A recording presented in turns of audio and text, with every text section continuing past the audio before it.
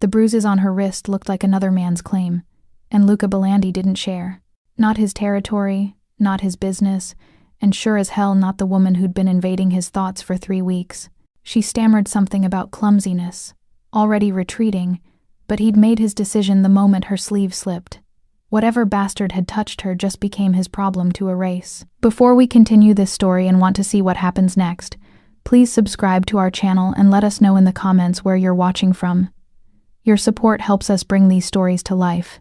Belandi's was closing for the night, the last dregs of D.C.'s power elite filtering out past velvet ropes and armed doormen who looked like corporate security but carried very different credentials. Midnight jazz still poured through hidden speakers, competing with the rhythm of Luca's pulse as he watched her move between tables. 3 weeks. That's how long Alara had worked here. That's how long he'd been studying her, in the exact angle of her posture when she thought no one was watching, the way she flinched at raised voices but never at his. Like some part of her already knew the difference between men who threatened and men who delivered. He shouldn't be watching her this closely. She was staff. He had rules about that, lines that kept his world orderly and his conscience manageable. But Alara Voss had a way of making him reconsider his rules. She'd been vibrant when she started, sharp-tongued enough to trade barbs with Matteo, bold enough to laugh when Luca's lieutenant made terrible jokes about imported wine. There'd been heat in her eyes then, the kind that made him wonder what she'd look like in his penthouse instead of his restaurant, wearing something besides that crisp uniform.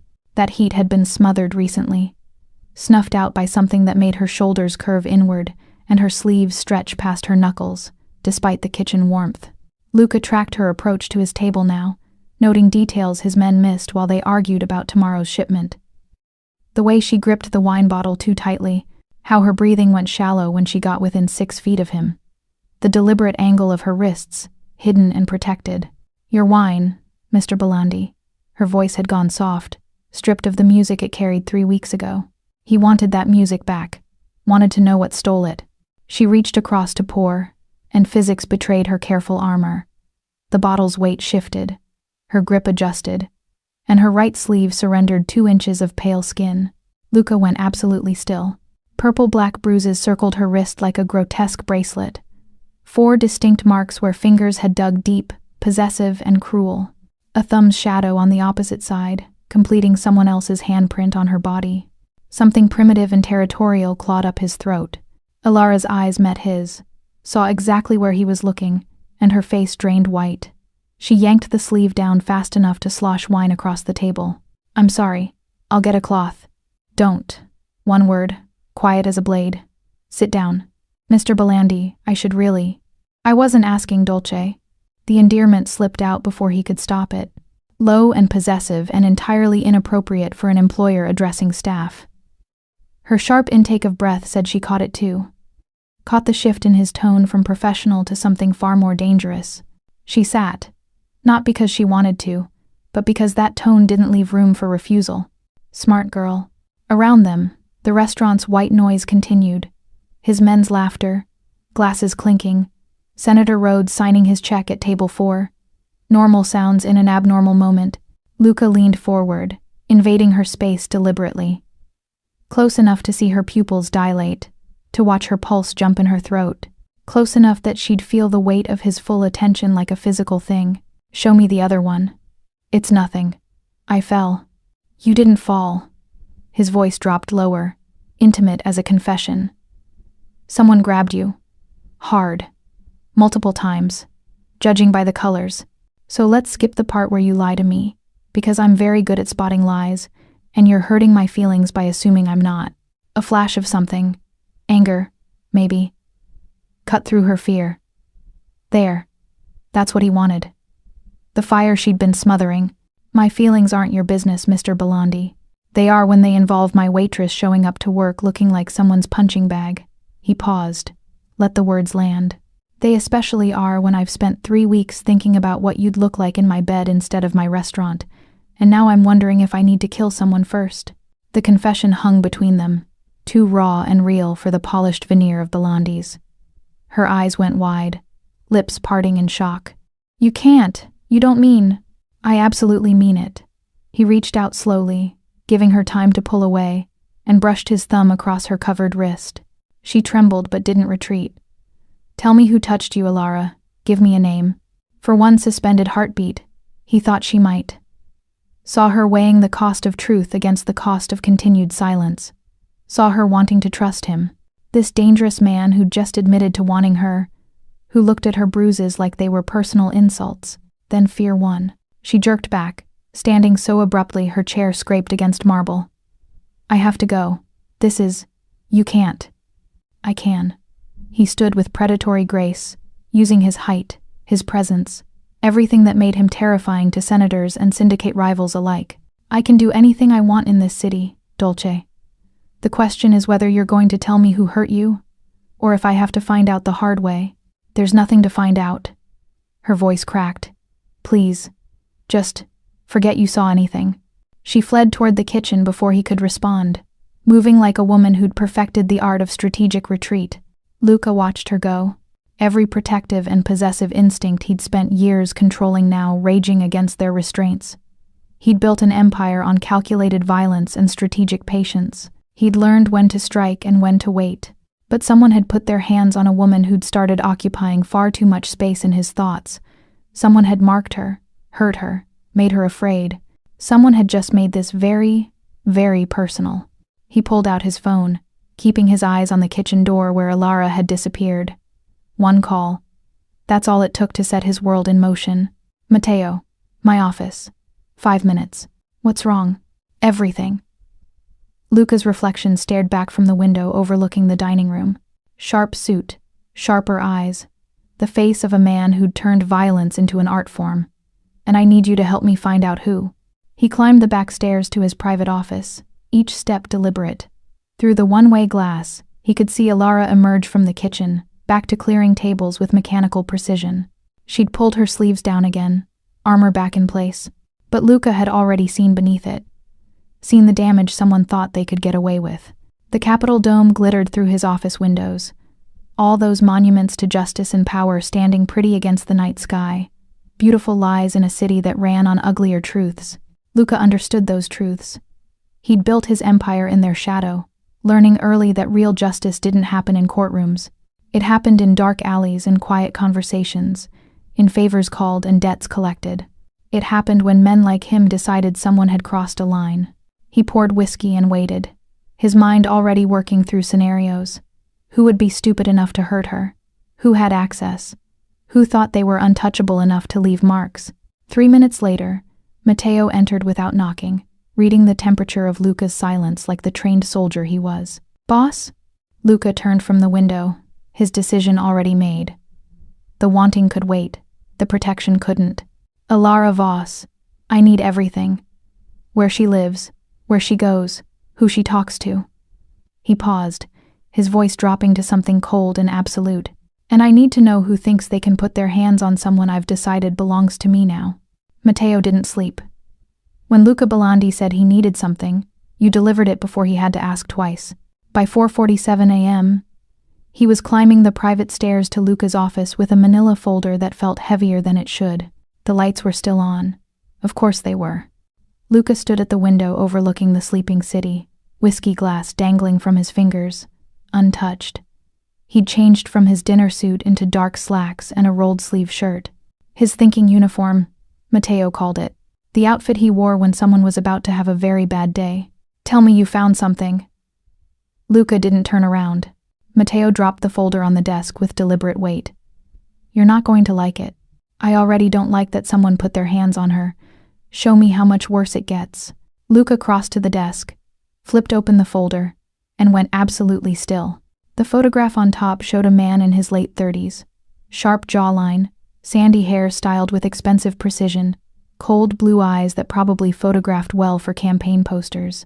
He wore a tailored suit and an American flag pin, standing at a podium with the Department of Justice seal behind him. Beneath the photo, a name in Matteo's blocky handwriting, Adrian Vale, Federal Prosecutor, DOJ Criminal Division. Jesus Christ. The words came out quiet. Deadly.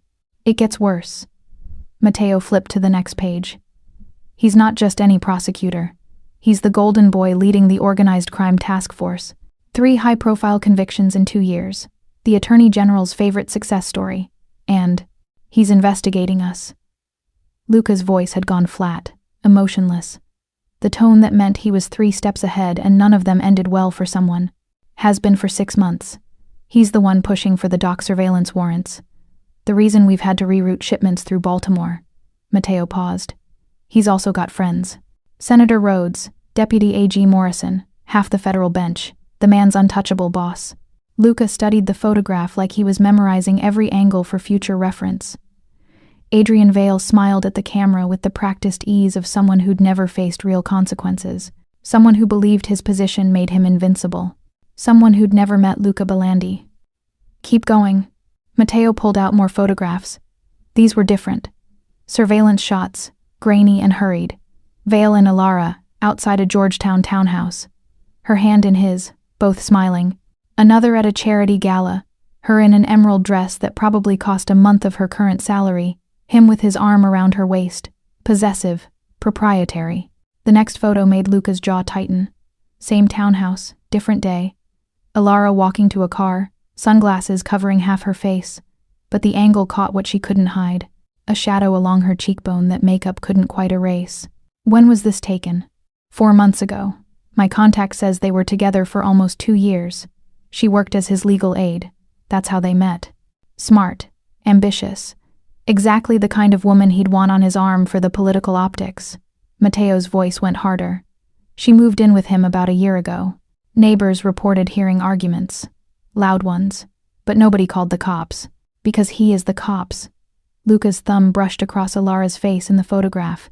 An unexpected gentleness in the gesture. Close enough.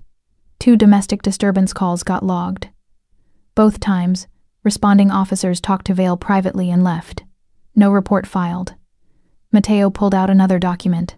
She tried to leave 3 months ago. Filed for a restraining order. But Vale showed up to the hearing with Marcus Grayson. Luca's eyes snapped up. The deputy chief's personal lawyer. The same. They argued she had no evidence of abuse, that she was an unstable ex trying to damage his career. The judge denied the order. Mateo's expression was grim. She escaped 2 months ago. Moved in with her sister in Pilsen, got the job at Belandi's through a referral. She's been trying to disappear. He's been looking for her. It wasn't a question. Can't prove it yet, but I pulled traffic cam footage near her sister's building.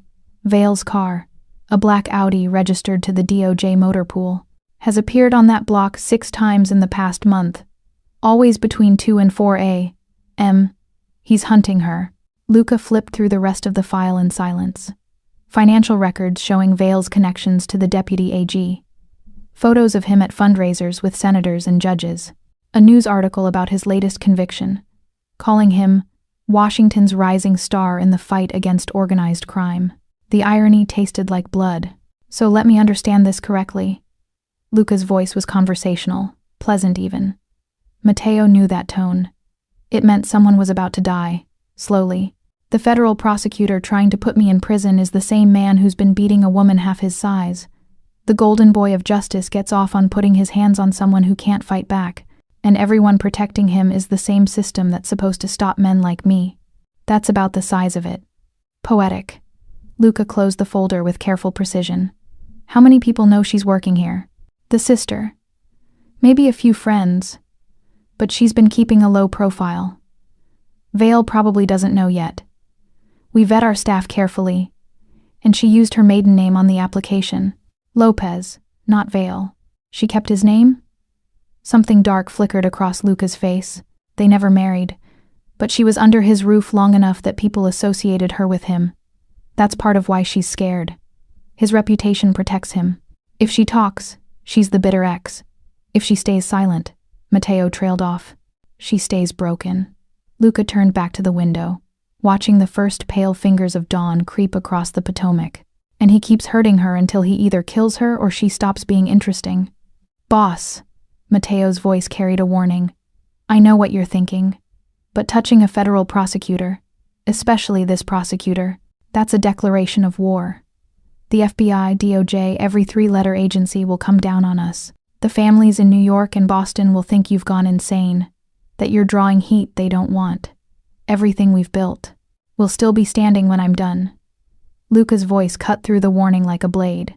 You think I don't know the cost? You think I can't calculate what happens if I move against him? Then why? Because I looked at those bruises and realized something. Luca turned, his expression carved from stone and old fury. We built this empire claiming we were different from the system, that their laws didn't apply to us because their laws were corrupt, that we had our own code, our own justice. He tapped the folder. And here's their golden boy, proving exactly why we exist. He uses their badges and courtrooms the same way we use the shadows, to get what he wants. Damn who gets hurt. So what? We just accept that we're the same? No. Luca's smile was terrible to witness. We prove we're better. Their justice protects men like him. Ours will end him. The risk is mine to take. Luca moved to his desk, pulled out a burner phone. But we do this smart. No direct action. No bodies that lead back to us. We use what they worship against them. Reputation, evidence, public opinion. He paused. Here's what's going to happen. I want surveillance on Vale. Everywhere he goes, everyone he talks to, every digital footprint. I want to know his schedule better than his secretary does. And I want to find every piece of dirt he's buried. Men like him always have secrets. And Alara? Luca paused, his jaw working. Put a protective detail on her. Discreet. She doesn't know they're there. If Vale gets within 100 yards of her, I want to know immediately. You're claiming her. It wasn't a question. Matteo had seen this before. Luca deciding something was his to protect. Once that decision was made, God help anyone who got in his way. I claimed her the moment I saw those bruises. Luca's voice was quiet, absolute. Vale just doesn't know he's already lost yet. Matteo studied his boss. The man who'd built an empire on calculated violence and strategic patience, now preparing to risk everything for a woman he barely knew. It should have seemed insane. Maybe it was. But Matteo had learned years ago that Luca Belandi didn't make reckless decisions. He made decisions that looked reckless until you were standing in the aftermath, realizing he'd been 5 moves ahead the entire time. What if she doesn't want your protection? What if she runs? Luca's expression softened fractionally, something almost human flickering beneath the cold exterior. Then I'll make sure she has somewhere safe to run to. But she's not going back to him, not while I'm breathing. Even if it costs you everything? Matteo. Luca's eyes were dark, fathomless, filled with the kind of conviction that built empires and burned cities. Men like Vale, they rely on good people being too afraid to challenge them. They rely on systems protecting them, on victims being too broken to fight back. They rely on men like me deciding they're not worth the trouble. He picked up the photograph of Alara, the one where she was still smiling, still whole. But he made a mistake. He hurt someone I've decided is mine, and I don't care if he's got the entire Justice Department behind him. I will teach him what happens when you mistake my restraint for weakness. Outside, the sun crested the horizon, painting the Capitol dome in gold. A new day in a city built on pretty lies and ugly power. Inside Luca Belandi's office, a different kind of power was stirring. The kind that didn't need badges or courtrooms. The kind that remembered what justice looked like before it got civilized. Get me everything, Luca said quietly. But Matteo, we do this carefully. Isabella needs 48 hours minimum to crack his security properly. We can't rush this and leave traces. Vale's smart. He'll be looking for who's investigating him. Understood. What about the protective detail on Alara? Our best people. Rotate them every 8 hours so they stay sharp.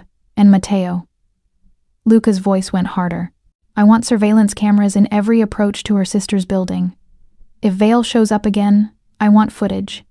We're building a case against him, not just watching. Matteo nodded, heading for the door.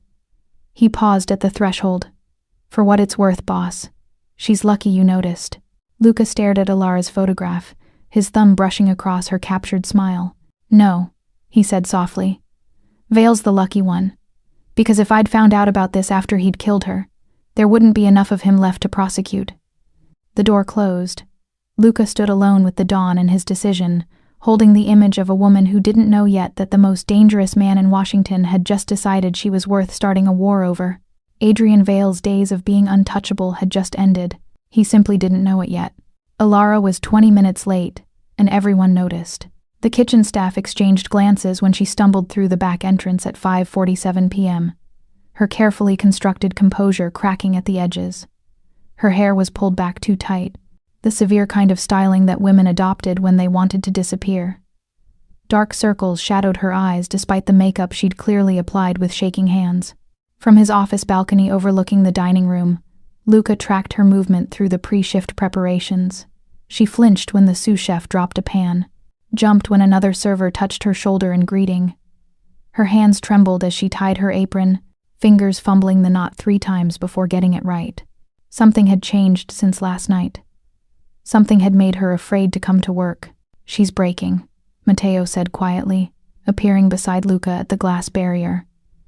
"Whatever Vale's doing, he's escalating." "Has he been near the building?" "Not directly. But there were 3 hang-up calls to the sisters' landline this morning, all from blocked numbers." Matteo pulled out his phone, showing Luca the surveillance logs.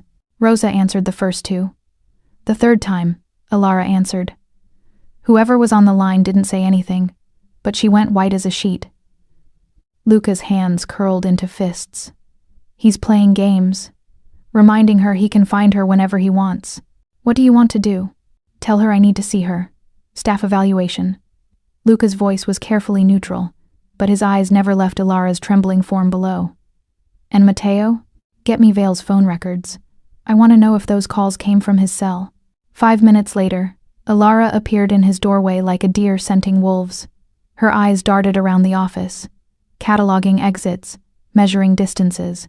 Survival instincts honed by someone who'd learned to calculate escape routes. "Mr. Belandi, Matteo said you wanted to see me?" "Close the door, Alara." She hesitated, her knuckles white on the doorframe.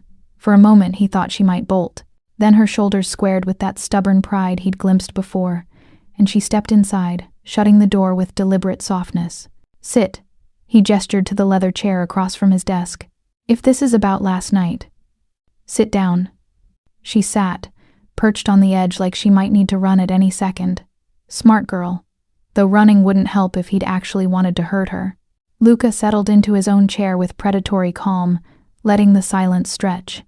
Old interrogation tactics, make them fill the quiet, make them reveal more than they intended. He'd learned it from men far more dangerous than federal prosecutors. But watching her shrink into herself, watching fear win over that flash of defiance he'd seen last night, something in him rebelled against the tactic. "You're late tonight," he said, his voice gentler than intended. "I'm sorry. It won't happen again." "I didn't say I was angry. I said you were late. There's a difference." He leaned forward, abandoning the intimidation approach. "Alara, I'm trying to help you, but I can't do that if you won't talk to me." "Help me?" Her laugh was bitter, broken. "You can't help me. Nobody can." "Why? Because he's a federal prosecutor?" Luca watched her flinch at the unspoken confirmation.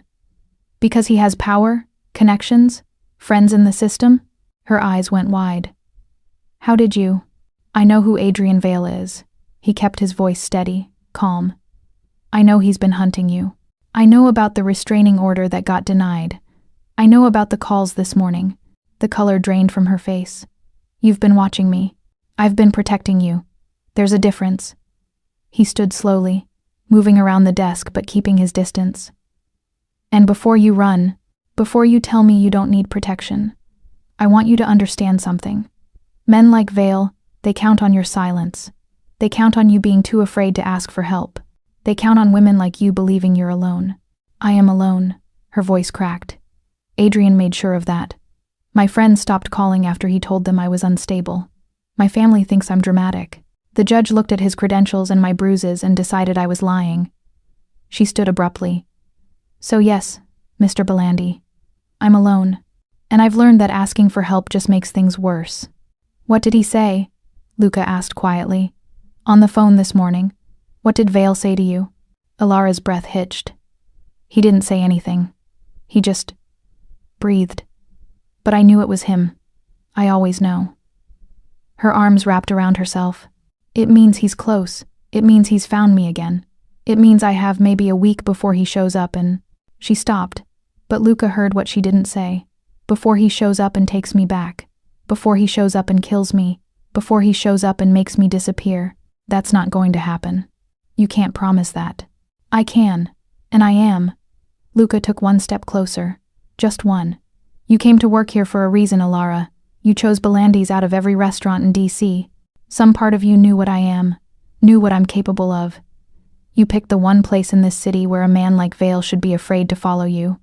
She stared at him, tears streaming down her face now. I didn't know who you were when I applied. Rosa said it was safe here, that the owner protected his staff. She was right. Another step. I do protect my staff, especially when they're being hunted by men who think badges make them untouchable. He'll destroy you. Her voice was barely a whisper. He's already investigating your organization. If you help me, if he finds out, he'll use it as justification to what, come after me? Luca's smile was sharp, dangerous. He's already coming after me, Dolce. The difference is, I'm coming for him too. And I'm much better at this than he is. You don't understand what he's capable of. I understand perfectly.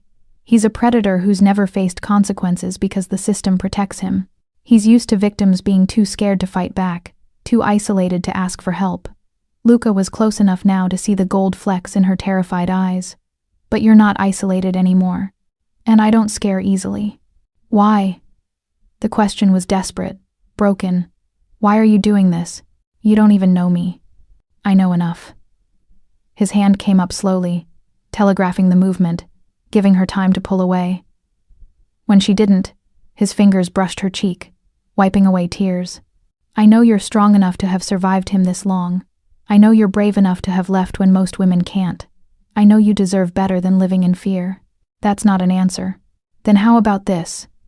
His voice dropped, intimate and honest. When I was 16, my mother tried to leave my father. He was connected, powerful, untouchable. She filed for divorce. He made her disappear. The confession came out raw, unexpected even to him. They never found her body. And I spent the next 10 years building enough power to make sure no one in my family would ever be that helpless again. Alara's eyes widened. Luca, so when I see a woman with bruises shaped like fingerprints, when I see fear in her eyes that I recognize because I saw it in my mother's, he stopped, his jaw working. I don't walk away. I can't. Because walking away means I'm no better than the men who let my mother suffer. The silence between them was thick with shared pain, shared understanding. Two people marked by violence, learning to recognize it in each other. I don't know how to trust you, Alara whispered. I don't know how to trust anyone anymore. Then don't trust me yet. His thumb brushed across her cheekbone. Just let me keep you safe while you figure it out. Let me prove that not every powerful man is like your father. Not every dangerous man wants to hurt you. What if I can't give you what you want? Her voice trembled. What if I'm too broken? You're not broken. You're surviving. His forehead touched hers, the gesture careful, asking permission. And I don't want anything from you, except the chance to keep you alive. If someday you want more, if someday you can look at me without fear, that would be enough. But survival comes first. She was quiet for a long moment, her breathing gradually steadying. Then, the calls this morning. You said you wanted his phone records? Yes, to prove it was him. To document the pattern of harassment. It won't matter. He'll say he was calling about an investigation. That I'm paranoid. Let me worry about what he'll say. Luca pulled back slightly, meeting her eyes. Right now, I need you to make a choice. You can keep running, keep hiding, keep waiting for him to find you. Or you can let me help. Really help. No strings, no expectations. Just protection until we find a way to stop him permanently. How? He's a federal prosecutor. He's human, fallible, and from what my people have learned, probably dirty. Luca moved back to his desk, giving her space to breathe. Men like Vale don't get that powerful that fast without taking shortcuts, without making deals they shouldn't make. We just need to find them. Alara stared at him for a long moment, warring emotions crossing her face. Fear, hope, desperate wanting to believe. Finally, she whispered, Okay, I'll accept your help, but... She held up a hand. I need to understand the cost. What do you want from me? Really? Honestly? Luca's smile was sad, self-aware. I want you to stop flinching when I walk into a room. I want to see that fire you had when you first started working here. I want to know that helping you might balance out some of the darkness in my ledger. He paused. And maybe, selfishly, I want to prove to myself that power can be used for something besides building empires and crushing enemies. The honesty disarmed her. She'd expected demands, conditions, the kind of transactional protection Adrian would have offered. I'll keep you safe, but you owe me. Instead, Luca was offering something more complicated, more real. What happens now? She asked quietly. Now, you finish your shift, act normal. My people will make sure Vale doesn't come near you. He pulled out a phone, not his usual one, something simpler. This is yours. It has 3 numbers programmed. Mine, Mateo's, and a direct line to Detective Morrison. She's one of the few honest cops in this city. If anything happens, if you even think Vale is nearby, you call. She took the phone with trembling hands. Detective Morrison won't help me. I already tried. She will now, because I asked her to, and because I showed her evidence of what Vale really is. He didn't elaborate, didn't tell her about the surveillance footage, the patterns Mateo had documented. You're not alone anymore, Alara. Get used to it. She clutched the phone like a lifeline, tears streaming again. Thank you. Don't thank me yet. His expression turned grim. This is going to get worse before it gets better. Vale will escalate when he realizes he's losing control. But I promise you, he won't touch you again. Not in this lifetime. Alara nodded, not trusting her voice. She turned toward the door, then stopped. Luca, your mother, did you ever find out what happened to her? His voice was empty, cold. Yes, eventually, and the men responsible learned what I do to people who hurt women who can't fight back. She should have been horrified, should have recognized the threat, the violence in those words. Instead, she felt something else. Safe. For the first time in 3 years, Alara Voss felt safe.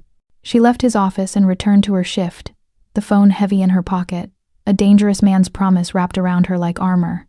And in his office, Luca stood at the window, watching her move through the dining room below, and made a silent vow to the mother he'd lost and the woman he'd decided to save. Adrian Vale's reckoning was coming. It would just take time to build it right. Isabella Moretti arrived at Belandi's at 6 a.m. with 3 laptops and the kind of predatory smile that meant someone's digital life was about to become an open book. She was 32, originally from Sicily, and could make firewalls cry. Mateo said you need someone's secrets. She set up her equipment on Luca's conference table like a surgeon preparing for operation. I'm guessing this isn't about unpaid parking tickets. Adrian Vale, federal prosecutor. Luca slid a USB drive across the table. Everything Mateo compiled is there. I need more. Isabella's fingers paused over her keyboard. The Adrian Vale? The golden boy leading the organized crime task force? The same one who beats women and stalks them after they leave. Her expression hardened. You said 48 hours minimum. I know what I said, and I meant it. I'm not asking you to rush and leave traces. Do this right, Isabella. If Vale catches even a hint that someone's in his systems, he'll lock everything down and we lose our chance. Luca moved to stand beside her, his voice firm. Take the time you need. Be thorough. One mistake and this all falls apart. You're actually being patient? She raised an eyebrow. Who are you and what did you do with my boss? I'm being strategic. He poured her an espresso from his private machine. Vale's smart. He's paranoid. He's probably got alerts on his most sensitive files. We get one shot at this.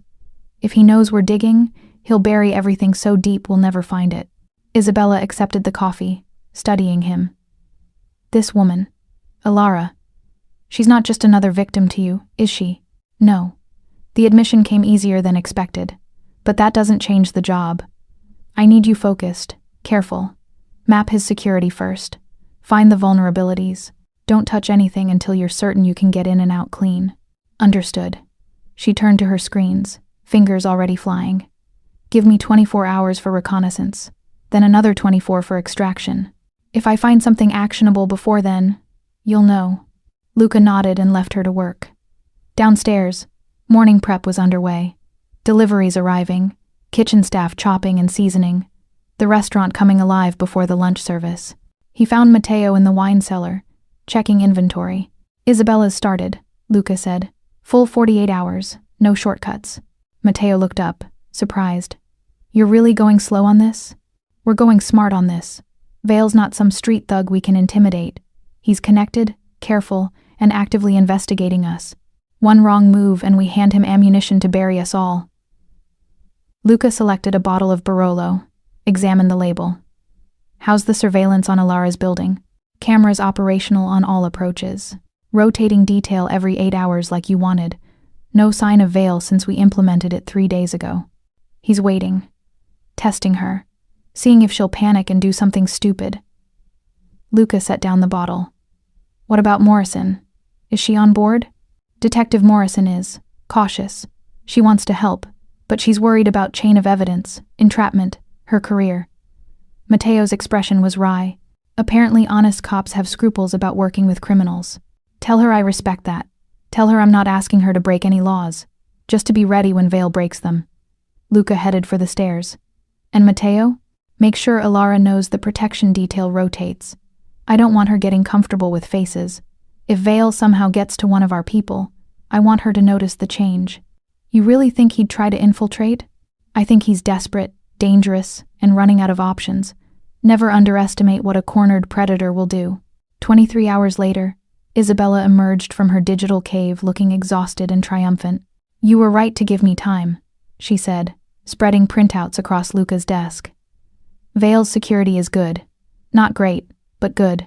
Multiple layers, decent encryption, regular password changes.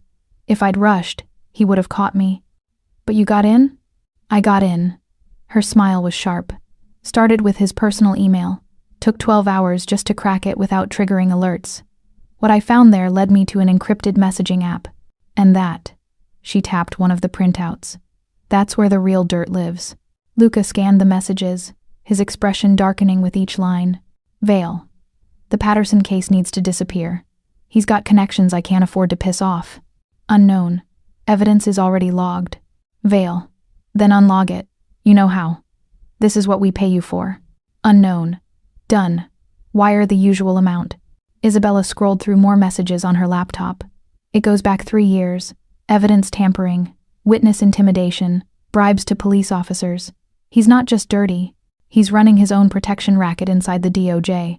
People pay him to make cases go away. Can you trace the payments? Already done. Shell companies, but they all lead back to Vale. He's been pulling in about $200,000 a year on top of his salary. Not bad for a public servant. She pulled up more files. And there's this. A folder labeled Insurance. Inside, dozens of photos and videos. Vale with various officials in compromising situations. Audio recordings of conversations that would end careers. Blackmail material, carefully cataloged and stored. He keeps leverage on everyone he works with, Isabella said quietly. Judges, cops, even his own colleagues. That's how he stays untouchable. If he goes down, he takes half the justice system with him. Luca studied the files, his mind working through implications. This is enough to destroy him, but it's also a nuclear option. If we release everything at once, Vale might panic and come after Alara directly. So what do you want to do? We build a case, slowly, like prosecutors are supposed to. His smile was ironic. Start with the financial irregularities. Leak them to someone who'll investigate properly. Let the system start questioning him before we hit him with the heavier accusations. You want to use the law against him? Matteo had entered quietly, listening. Boss, that could take months. Years even. Which is why we won't rely on it completely. Luca turned to Isabella. Can you create a dead man's switch? Something that automatically releases everything if Vale makes a move against Alara. Or me. Easily. Set it to check-in daily. If you miss the check-in, everything goes to every news outlet in the country simultaneously. She was already typing. But Luca, if Vale's people are half as good as I think, they might find it. Then he knows we have leverage. Good. Let him know. Let him lie awake wondering if today's the day his whole life burns down. Luca's voice was cold, calculated. Fear is its own kind of prison. Isabella worked in silence for several minutes, then sat back. Done. Dead man's switch is active. You've got a secure link on your phone. Just click it once every 24 hours. Miss a check-in and the whole package deploys. Perfect. Luca pulled out his phone, sent a text to someone. Now we start the public phase. Who are you contacting? Matteo asked. Someone who owes me a favor. Someone Vale can't intimidate. Luca's smile was grim. Senator Patricia Reeves. She's been looking for a cause to champion since her sexual assault legislation stalled. I'm about to give her one. Senator Reeves arrived at Belandi's 2 hours later, using the private entrance Luca reserved for guests who valued discretion.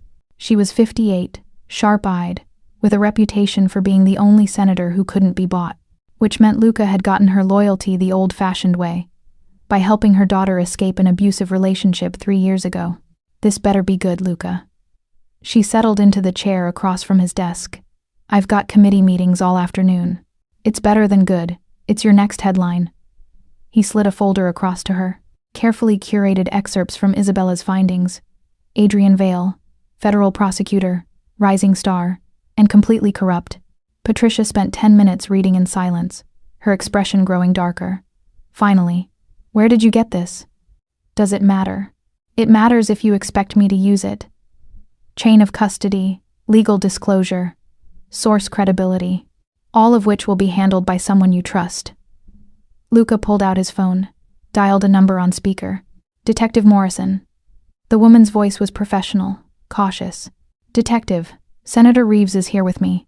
I'm putting you on speaker. A long pause. Senator. Detective Morrison. Patricia's tone was carefully neutral. You're the homicide detective who testified before my committee last year. About police corruption. About… Yes, ma'am. And you're working with Luca Belandi now? The disapproval was evident. I'm working to stop a federal prosecutor who's been abusing his position for years, Morrison said firmly. Mr. Belandi brought me evidence. I've spent the past 72 hours verifying what I could through official channels. It's legitimate, and it's worse than these documents show. Patricia looked at Luca with new understanding. You brought in a cop. I brought in someone the system will listen to. Someone who can testify that the evidence was obtained legally, that the accusations have merit, that this isn't a mob hit disguised as justice. His voice was steady. You want to champion this cause, Senator? You'll have law enforcement backing you up. Real cops, not the ones on Vale's payroll. And what do you get out of this? A federal prosecutor who's investigating my operations loses his credibility and his job. Luca didn't bother lying. But that's not why I'm doing this. Then why? He was quiet for a moment. Because he's been terrorizing a woman who works for me. Because he's done it to at least 8 other women before her. Because the system you believe in has failed repeatedly to stop him. He met her eyes. Because someone has to. Patricia studied him, this criminal who'd saved her daughter, and was now offering her a crusade. If I do this, if I bring this to the ethics committee, Vale will come at me hard. He's got powerful friends. Not as powerful as he thinks. And after tomorrow, he'll have a lot fewer friends than he does today. Luca stood. I'm not asking you to ruin him overnight, Senator. I'm asking you to start asking questions. Publicly, loudly. Let the system do what it's supposed to do. Investigate, hold hearings, demand accountability. While you do what, exactly? Keep the woman he's hunting safe. Make sure he's too busy defending himself to go after her. He paused. And yes, if the legal system fails again, I have other options. But I'm giving law and order the first shot. That's more restraint than men like me usually show. Patricia laughed, sharp and surprised. You're a complicated man, Luca Belandi.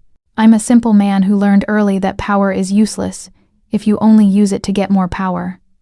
He moved to the window. Vale forgot that lesson. He used his power to hurt people weaker than him. Now he gets to learn what happens when someone with real power decides to hurt back. All right. Patricia stood, gathering the documents. I'll start with the ethics committee. Quiet inquiries, nothing official yet. If what's here holds up, and Detective Morrison says it will, we'll go public within a week. 1 week is too long, Luca said quietly. Vale's escalating. He's calling Alara, circling her building. I don't know how much time we have before he makes a move. Then what do you suggest? Leak it. Tonight. Not everything. Just the financial irregularities. Let the blogs pick it up. Let the whispers start. His voice was firm. Force the ethics committee's hand. Make them investigate publicly instead of letting Vale's friends bury it quietly. Patricia considered this. You're asking me to bypass official channels. I'm asking you to use every tool you have. Official and unofficial. Legal and strategic. He met her eyes. You saved your daughter by breaking protocol, Senator. By trusting me when every instinct said not to. I'm asking you to trust me again. She was quiet for a long time. Then, if this blows up, if Vale proves these accusations are false, they're not false. And if somehow they were, the dead man switch I have set up will ensure everyone knows exactly what he is anyway. Luca's smile was cold. Vale's finished, Senator. The only question is whether he goes down legally or otherwise. I'm trying to give him the legal option. Because it's cleaner. Because Alara deserves to see the system work for her for once. She deserves to watch him lose everything through the courts and committees, not just disappear in the night. His voice softened. She needs to believe justice exists. I'm trying to give her that. Patricia nodded slowly. I'll make some calls. By morning, 3 separate journalists will have the financial documents. By tomorrow afternoon, Vale will be answering questions on cable news. Thank you, Senator. Don't thank me yet. If Vale's as dangerous as you say, this could get ugly fast. It's already ugly, Luca said quietly. We're just making it visible. After Patricia left, Matteo emerged from the shadows where he'd been listening. You really think the legal route will work? He asked. No. Luca's voice was honest, brutal. But I'm giving it a chance. For Alara, for her faith in the system, and maybe for myself, to prove I'm still capable of choosing law over violence when the option exists. And when it fails? Then we do what we've always done. Luca turned from the window, his expression carved from stone and old promises. We make the monster disappear, legally or otherwise. Downstairs, Alara was setting up for dinner service, unaware that across the city, the first domino was about to fall, that by morning, Adrian Vale's perfect life would start cracking, that the man she feared most was about to become afraid himself. And in his Georgetown townhouse, Adrian Vale poured his nightly scotch, reviewed case files, and had no idea that his victims had found a champion, that his crimes were being catalogued, that his empire was already crumbling. He'd learn soon enough. The first article appeared on the Marble Steps blog at 11:47 p.m. Questions surround federal prosecutors' finances. Adrian Vale's offshore accounts draw scrutiny. The post was carefully worded.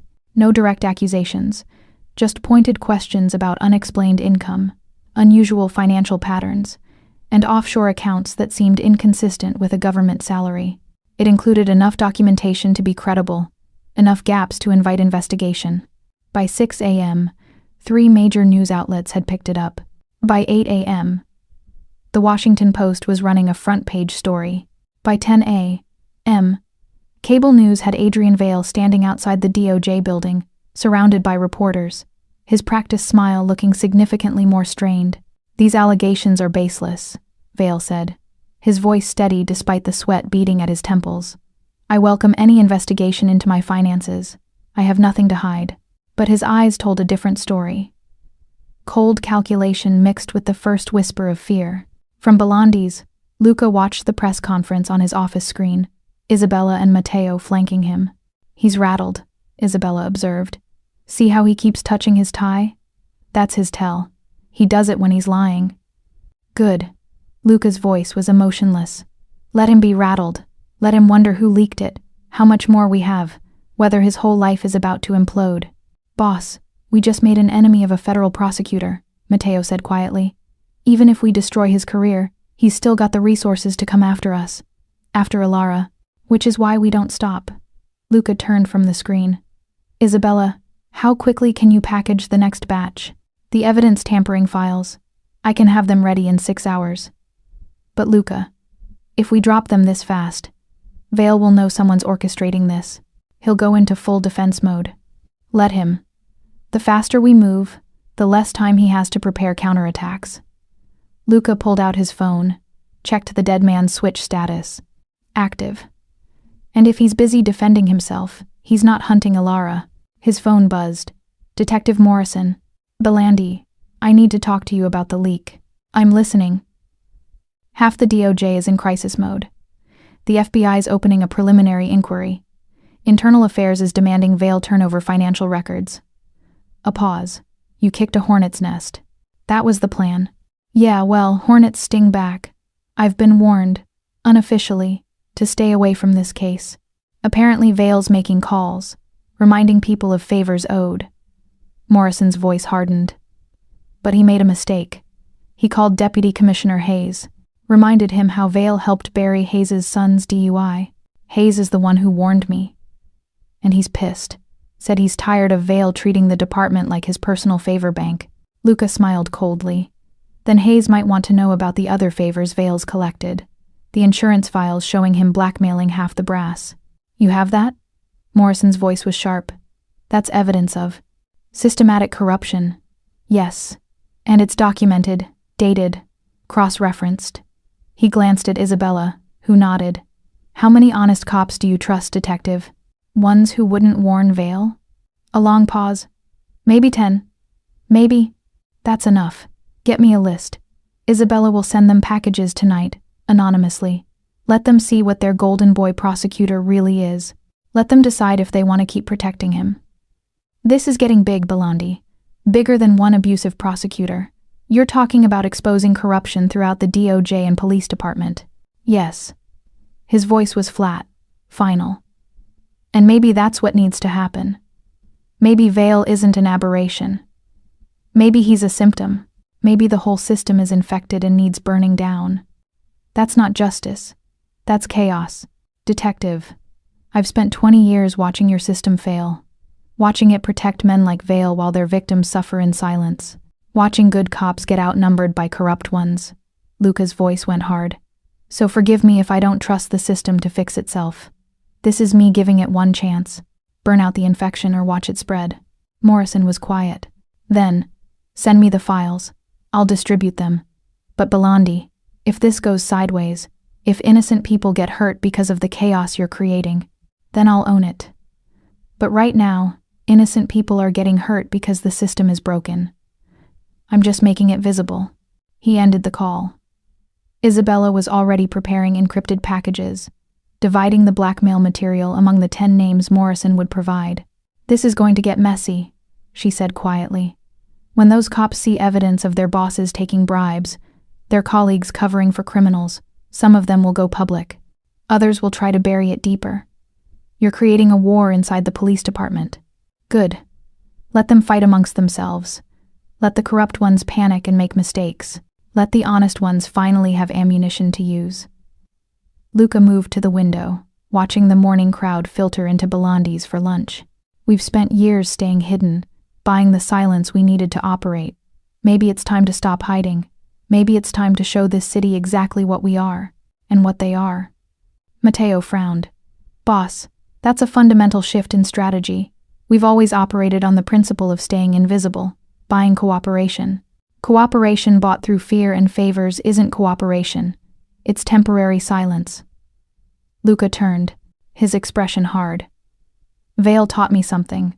He bought his protection the same way we do, through leverage, through compromising people, through making himself indispensable. The difference is, he's a prosecutor and I'm a criminal. But the tactics? Identical. So what, we just start playing fair? Matteo's voice was incredulous. No, we start playing honest. Luca's smile was sharp. I'm done pretending I'm worse than them. I break the law to make money. Vale breaks the law to hurt people. I'm a criminal. He's a monster. And I'm tired of letting monsters wear badges, while men like me take the blame. Isabella looked up from her laptops. So this isn't just about saving Alara anymore. It was never just about Alara. Luca's voice was quiet, honest. It was about what she represents. About a system so broken that a woman has to ask a criminal for protection from a prosecutor. About corruption so deep that honest cops can't function. About power being used to hurt instead of protect. He paused. Alara made me see it clearly, but the rot's been there all along. His phone buzzed again. This time, a text from the burner he'd given Alara. Alara, are you watching the news? Adrian's on every channel. Did you do this? He typed back, yes. 3 dots appeared, disappeared, appeared again. Finally, why? Because he needs to answer for what he did to you, and because the system won't make him answer unless we force it to. A long pause. Then, thank you. I'm scared, but thank you. Don't be scared. Be ready. This is just the beginning. By afternoon, the story had metastasized. Not just financial irregularities anymore. Now reporters were digging into Vale's case history, finding patterns, defendants with political connections getting plea deals, evidence that mysteriously disappeared, witnesses who recanted testimony. Senator Reeves called at 3 p.m. What did you do? Her voice was sharp. I said I'd make quiet inquiries. Now it's a media circus. I accelerated the timeline. Vale was escalating. I needed him distracted, defensive, too busy to hunt. Well, he's definitely distracted. The Ethics Committee is convening an emergency session tomorrow. The Attorney General is demanding a full accounting. And, she paused, and 3 police officers just submitted formal complaints about Vale coercing them into evidence tampering. Where did they get the documentation? From someone who cares about justice more than politics. Luca, this is spiraling. If Vale's people trace this back to you, let them. I'm not hiding anymore. His voice was steady, certain. Senator, you asked me what I get out of this. Here's the truth. I get to sleep at night knowing I used my power for something besides money. I get to look at Alara and tell her I kept my promise.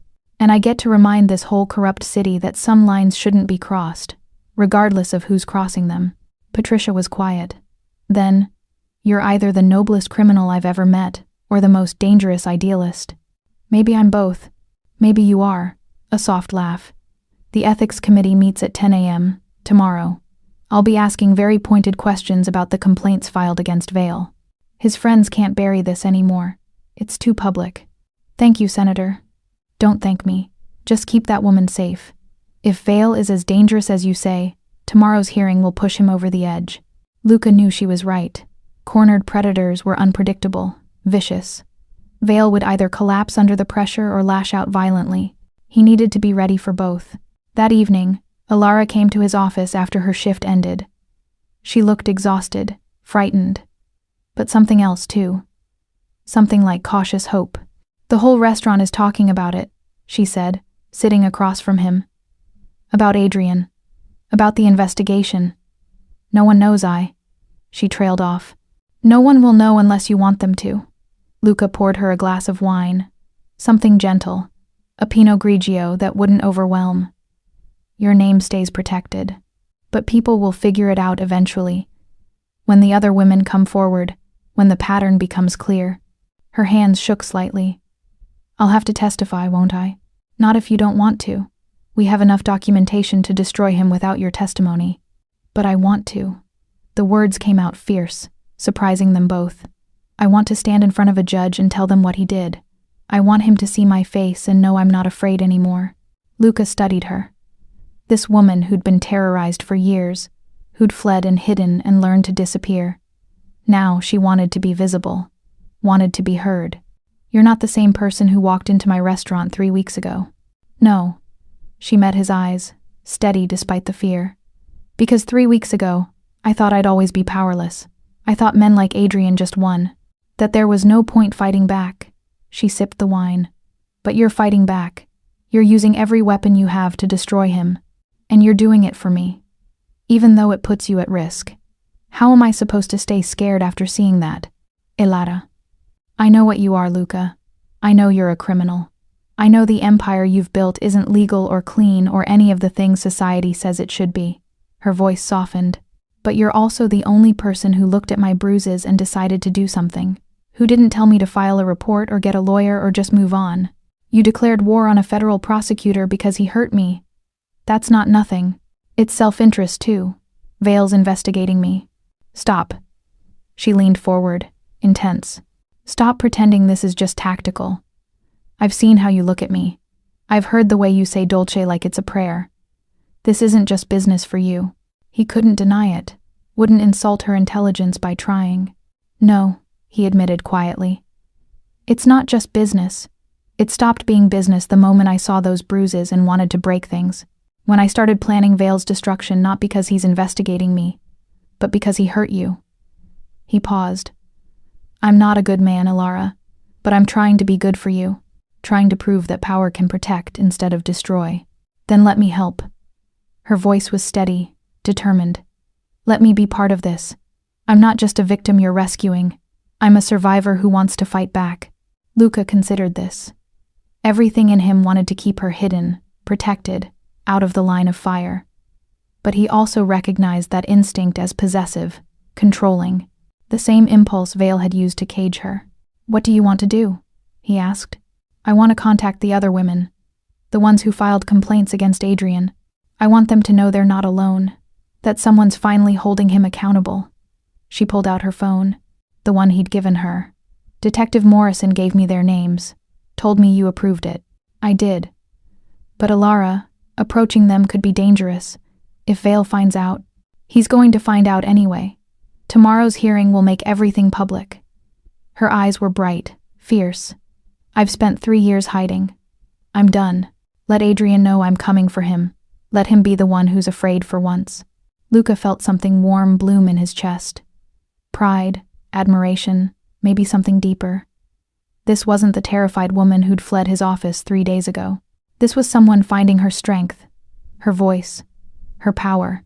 All right, he said quietly. But you don't contact them alone. Matteo goes with you. And you meet in public places, on days when Vale is tied up with hearings or meetings. Agreed. She stood, moved around his desk. Thank you. For believing I could be more than just someone you saved. Alara. He caught her hand gently. You were always more. I just gave you space to remember it. She looked down at their joined hands, at the fading bruises on her wrist, next to his tanned fingers. Then, slowly, deliberately, she lifted his hand and pressed it against her cheek. I'm starting to trust you, she whispered. That terrifies me almost as much as Adrian did. I know. His thumb brushed across her skin, gentle, reverent. But I'll earn it, every day, until trusting me feels as natural as breathing. She left shortly after, and Luca sat in the darkness of his office, feeling the weight of responsibility settle across his shoulders. He'd promised to protect her, to give her justice, to prove that power could be used for good. Now he just had to deliver. Tomorrow, the ethics committee would convene. Vale's carefully constructed life would start crumbling publicly, and somewhere in that chaos, the prosecutor would make a choice, collapse or attack. Luca needed to be ready for both. He pulled out his phone, composed a message to his entire network. Threat level elevated. Adrian Vale to be considered armed and dangerous. Full surveillance on his movements. If he approaches Alara Voss's location, intervene immediately. Non-lethal if possible. Whatever's necessary if not. The responses came quickly. Acknowledgements from across his organization. People moving into position. A citywide net closing around one desperate prosecutor. Outside, Washington glittered with its usual cold beauty. Power and monuments, and the illusion of justice. Inside Belandi's, real power hummed beneath the surface. The kind that didn't need monuments. The kind that protected its own. And somewhere in Georgetown, Adrian Vale poured his 4th drink of the night and wondered who was coming for him, not realizing the answer was simple. Everyone he'd ever hurt. Led by the one man in Washington more dangerous than a federal prosecutor. A criminal with a conscience. The ethics committee hearing began at 10 a.m. in a wood-paneled room that smelled of old books and older power. Adrian Vale sat at the defendant's table, flanked by 2 expensive lawyers, his expression carefully composed despite the media circus outside. Senator Patricia Reeves sat on the committee panel, her face professionally neutral as she reviewed documents. But Luca, watching via secure live stream from his office, could see the steel in her eyes. Mr. Vale, the committee chair began. We're here to discuss allegations regarding financial irregularities, potential ethics violations, and concerns about your conduct as a federal prosecutor. Do you understand the gravity of these proceedings? I do, Senator. Vale's voice was smooth, confident, and I welcome the opportunity to address these baseless accusations. Baseless? Patricia's voice cut across the room. Mr. Vale, we have documentation showing offshore accounts totaling over $300,000, money that cannot be accounted for by your government salary. Would you care to explain that? Those accounts are from investments, Senator. Inheritance from my late uncle. All perfectly legal and properly reported on my tax returns. Then you won't mind providing documentation proving that inheritance? Bank transfers, will execution, proof of provenance? Patricia's smile was razor sharp. Vale's lawyer leaned in, whispered urgently. Vale's face tightened fractionally. A tell so small, most people missed it. But Luca, who'd spent years reading people, caught it. He doesn't have the documentation. He's lying. I'll need time to gather those records, Vale said smoothly. They're stored with my accountant. Of course, we'll give you 48 hours. Patricia flipped through more papers. Now, regarding the complaints filed by officers Martinez, Chen, and Lopez, they allege you coerced them into tampering with evidence in at least 5 separate cases. Do you deny these allegations? Absolutely. These officers clearly have an agenda. An agenda? Patricia's voice went cold. All 3 officers have exemplary records. All 3 have passed polygraph examinations affirming their statements. All 3 have provided detailed accounts, corroborated by digital communications, showing you explicitly instructing them to lose evidence, misplace reports, and forget witness statements. She leaned forward. So I'll ask again. Do you deny these allegations? Vale's composure cracked slightly. Senator, I've dedicated my career to justice. You've dedicated your career to corruption. The new voice came from the gallery. A woman stood, mid-40s, professionally dressed, her face a mask of controlled fury. My name is Margaret Chen. I'm Officer Chen's wife, and I'm also one of the 8 women Adrian Vale assaulted over the past decade. The room exploded. Reporters surged forward. The committee chair banged his gavel, calling for order. Vale had gone white. From his office, Luca watched the chaos unfold, a cold smile on his face. Margaret Chen wasn't on his list of Vale's victims, which meant women were coming forward on their own now. The floodgates were opening. Order, order! The committee chair's gavel cracked like gunshots. Mrs. Chen, this is highly irregular. So, is a federal prosecutor using his position to abuse women for 10 years while everyone looks the other way? Margaret's voice carried across the room, steady despite her shaking hands. I tried to report him 8 years ago. The detective who took my statement told me it would be my word against a prosecutor's, that I'd be destroying my career for nothing. So I stayed silent. Her eyes locked on Vale. But I'm not silent anymore. None of us are. 2 more women stood, then 3 more. By the time security managed to restore order, 7 women were standing in the gallery, their presence a silent testimony to Vale's pattern of abuse. Patricia seized the moment. Mr. Chairman, I move that we expand this investigation to include allegations of assault, harassment, and abuse of power. These women deserve to be heard. Senator Reeves, that's outside the scope of... The scope just changed. Patricia's voice was hard as iron. We're either going to investigate all of Adrian Vale's conduct, or I'm walking out of this hearing and holding my own press conference on the Capitol steps. Your choice. The chairman looked at Vale's ashen face, at the women standing in defiant silence, at the reporters already streaming footage to every news outlet in America. Motion passes. This hearing is adjourned until tomorrow at 10 a.m. Mr. Vale, you are ordered to surrender your badge and firearm pending the outcome of this investigation. Vale stood slowly, his carefully constructed world visibly crumbling. His lawyers flanked him, already whispering damage control strategies as they hustled him toward a side exit. But Margaret Chen's voice followed him. We're not afraid of you anymore, Adrian. We're not alone, and we're going to make sure everyone knows exactly what you are. Luca ended the stream and immediately called Mateo. Where's Alara? Safe house in Arlington. Rosa's with her. 4 guards outside. She's been watching the hearing. A pause. Boss, she wants to join them. The women who came forward. She wants to add her name to theirs. Absolutely not. Vale's cornered now. This is when he's most dangerous. I know. I told her that, she said. Mateo's voice carried reluctant admiration. She said she didn't survive 3 years of abuse just to hide while other women fight her battle. Luca closed his eyes, torn between protective fury and understanding. He'd seen that determination before, in his mother's eyes, right before she'd tried to leave his father. The need to stand up, to be counted, to prove you weren't broken. It had gotten his mother killed. Put her on, he said quietly. Rustling, then Alara's voice, firm despite underlying fear. Before you say no, I'm not saying no. I'm saying not yet. He kept his voice calm, reasonable. Vale just lost everything in front of the entire country. Right now, he's desperate, unpredictable.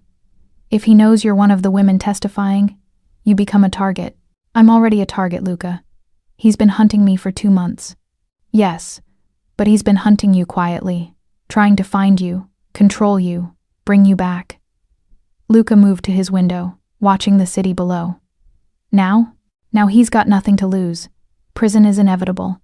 His career is over. His reputation is destroyed. The only thing left is revenge. Silence. Then, so what do you want me to do? Hide forever? I want you to wait 48 hours. Let Vale show his hand. Let him make his move.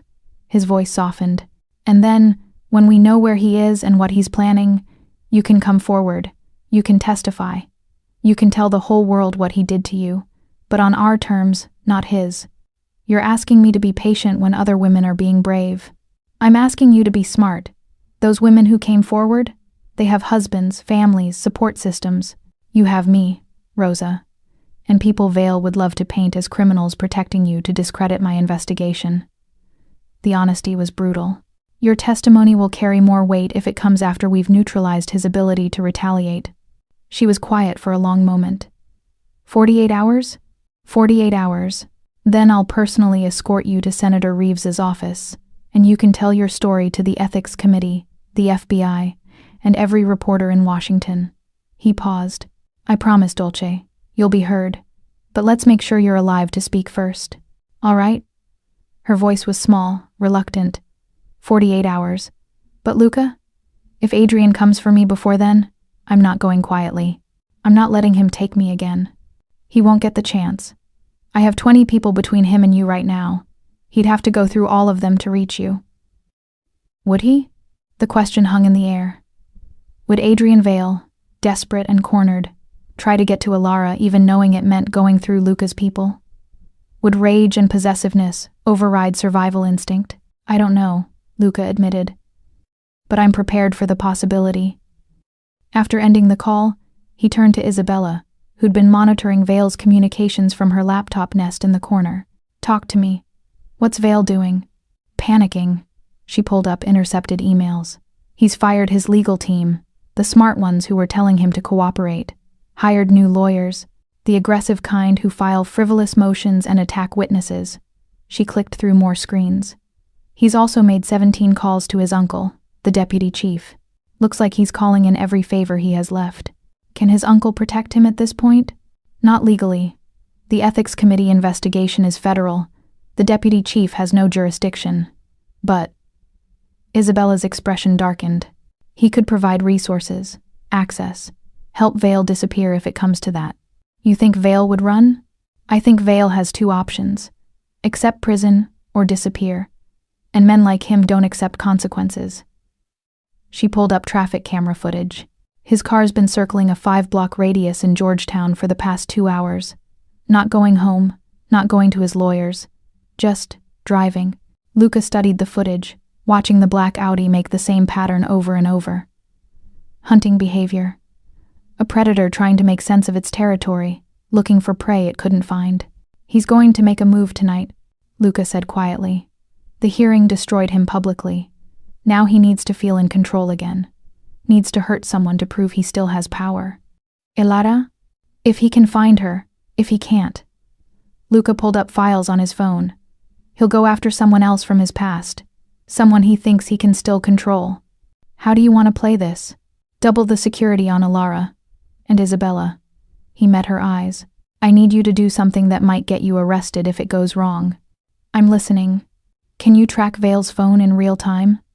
Not just tower pings. Actual GPS location?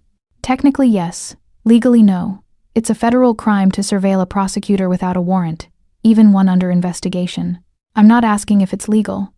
I'm asking if you can do it. Isabella was quiet for a moment, weighing the risks. Then, give me 30 minutes.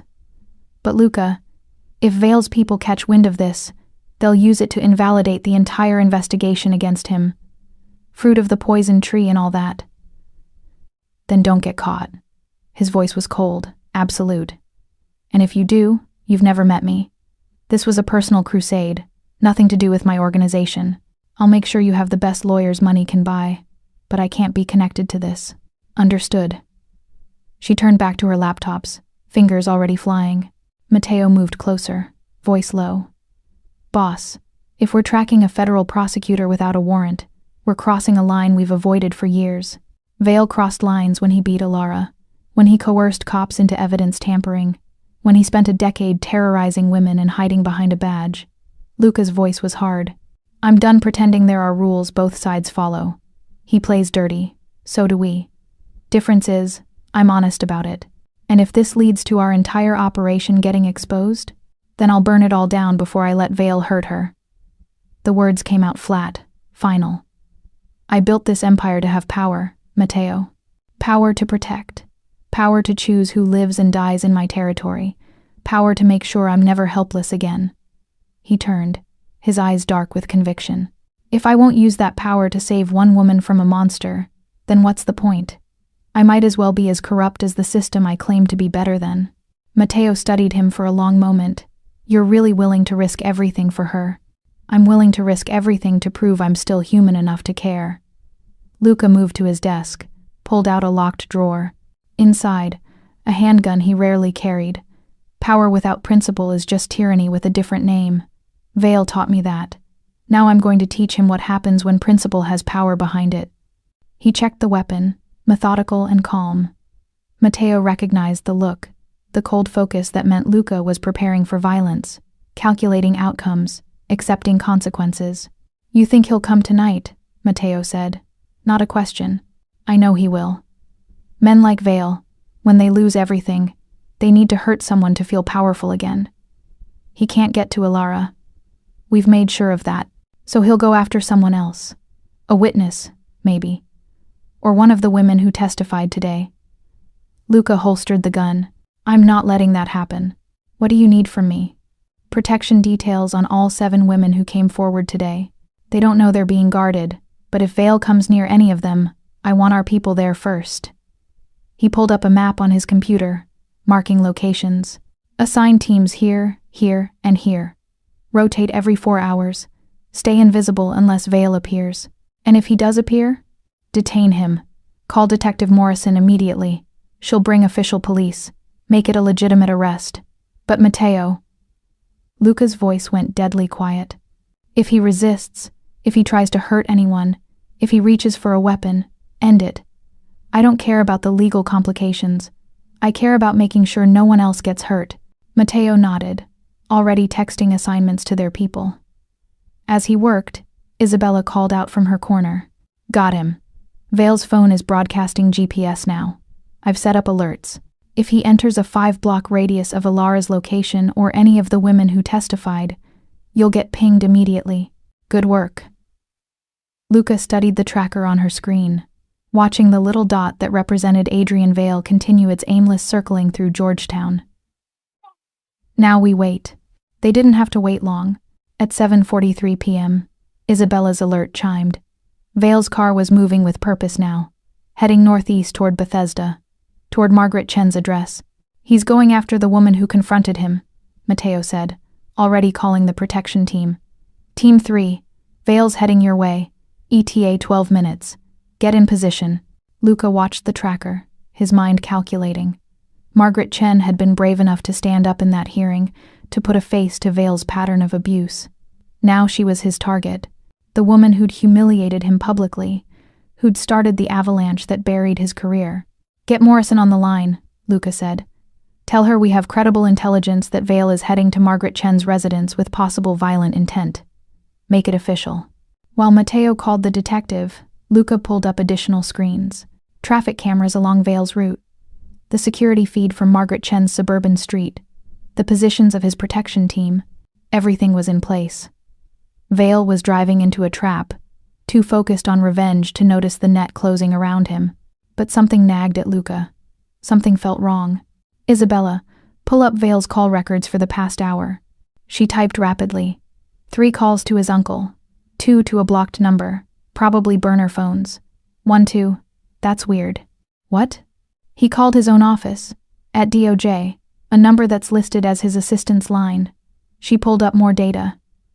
But his assistant was fired this afternoon as part of the suspension. So who answered? Luca's blood went cold. It's a decoy. The phone in the car. Someone else is driving it. What? Vale's smart, paranoid. He knows people might be watching. Luca was already moving, grabbing his jacket. The car heading to Chen's house is a distraction. Where's Vale really going? Isabella's fingers flew across keys, pulling up data streams. If he ditched his phone, I can check credit cards, but if he's using cash, forget technology, think psychology. Matteo appeared at Luca's side, his expression grim. If you're Vale, you've just lost everything. Your career, your reputation, your power. What's the one thing you'd want more than revenge on the woman who exposed you? Luca's eyes met Matteo's, and they both realized simultaneously. Elara, they said in unison. He's not going after Margaret Chen. He's using her as bait, drawing our resources away from the real target. Luca was already running for the stairs. Call everyone back. All teams converge on Arlington. Now. Boss, how would Vale even know where Elara is? We've kept that location secure. His uncle's the deputy chief. He has access to surveillance systems, databases, resources we can't match. Luca hit the street at a sprint, Matteo following. If Vale asked him to find her, he could have done it hours ago. We just handed him the perfect distraction to get our people out of position. They reached Luca's car, a black Mercedes that looked civilian but had armor plating and an engine that could outrun most police vehicles. Matteo drove while Luca coordinated on his phone. All teams, abort Margaret Chen surveillance. Return to Arlington Safe House immediately. This is priority 1. He switched lines. Isabella, I need eyes on Elara's location. Pull up every camera feed we have. Already on it, boss. Her voice went tight. We've got a problem. 2 of the exterior cameras just went offline, the ones covering the rear entrance. That's not a malfunction. No, someone cut them. 30 seconds ago. Luca's hands clenched into fists. How many guards are on site? 4 outside, 2 inside with Elara and Rosa. Tell the inside team to lock down. Nobody opens any doors. And tell them. He paused, hating what he was about to say. Tell them if Adrian Vale somehow gets inside, they are authorized to use lethal force. No warnings, no negotiations. He's there to kill her. Matteo pushed the Mercedes harder, weaving through traffic. They were still 15 minutes out. 15 minutes for Vale to breach the building, get to Elara, and finish what he'd started 3 years ago. Luca pulled out his own weapon, checked the magazine. Beside him, Matteo did the same. We're going to make it, Matteo said, though his voice carried doubt. We have to. Luca stared at the phone tracker showing their progress. Too slow. They were moving too slow. Because if we don't, if Vale gets to her before we arrive, he didn't finish the sentence. Didn't need to. They both knew what happened to women who stayed in Adrian Vale's reach too long. The Mercedes screamed through the night, racing against a desperate prosecutor's final play. And in Arlington, Elara Voss sat in a safe house with guards outside and locks on the doors, unaware that the monster she'd fled was finally coming to claim his revenge. Elara was reading when the lights went out. Not just her apartment. The entire building went dark simultaneously, emergency lighting flickering on 2 seconds later, casting everything in sickly green. Rosa looked up from her laptop, confused. What just? Get down. The command came from Marcus, one of Luca's guards. He was already moving toward them, his hand on his weapon. Both of you, away from the windows. Now. Elara's training from 3 years with Adrian kicked in. The hypervigilance, the constant awareness of danger. She grabbed Rosa and pulled her toward the interior bathroom, the most defensible position in the apartment. What's happening? Rosa's voice shook. I don't know. Just stay quiet. Through the apartment walls, she heard Marcus speaking urgently into his radio. We've lost power. All exterior cameras down. Possible breach in progress. Requesting immediate backup. He stopped mid-sentence. Elara heard the unmistakable sound of a door being kicked in. Not her door, but somewhere else in the building. Shouting. A gunshot. Rosa grabbed her arm, eyes wide with terror. Elara put a hand over her sister's mouth, whispering, Don't make a sound. More footsteps in the hallway outside. Heavy, purposeful. Then Adrian's voice, calm and conversational. "I know you're in there, Alara. I know you can hear me. And I know Luca Belandi's little soldiers are between us." A pause. "Here's what's going to happen. You're going to come out. We're going to have a conversation, just like old times. And if you cooperate, nobody else has to get hurt." Marcus's voice, hard and professional. "Mr. Vale, you need to leave immediately. The police are already en route." "The police work for me." Adrian's laugh was unhinged, stripped of the polished charm he'd always worn. "Or they did, before you people destroyed my career. Before that bitch in there decided to ruin my life. Sir, I'm warning you." The gunshot was deafening in the enclosed hallway. Alara heard Marcus cry out, heard the heavy thud of a body hitting the floor. Rosa's scream was muffled by Alara's hand, but terror made them both shake uncontrollably. "One down," Adrian called out cheerfully. "How many more of Belandi's people do I have to kill before you come out, Alara? 2? 3? I've got plenty of ammunition, and I've got nothing left to lose." Alara's mind raced. Marcus was down. That left one guard inside, Johnson, positioned near the front door. 4 guards outside.